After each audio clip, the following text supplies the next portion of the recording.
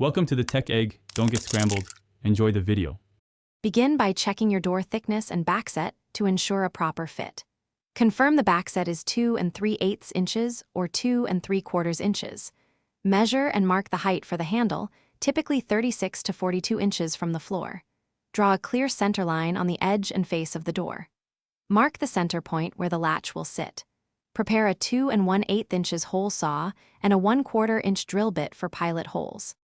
Clamp the door or keep it secure before drilling to prevent splintering or misalignment. Drill the face hole with a 2 1/8 inches hole saw using steady pressure and slow speed. Use the 1/4 inch drill bit to make a pilot hole through the center for alignment. Transfer the latch outline to the door edge.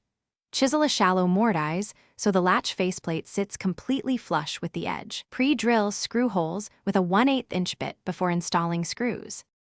Place the latch into the mortise and fasten it using the 2 screws supplied with the kit. Slide the spindle through the latch and align the exterior and interior lock assemblies over the face hole. Ensure the trim sits flush and that the screw holes line up precisely.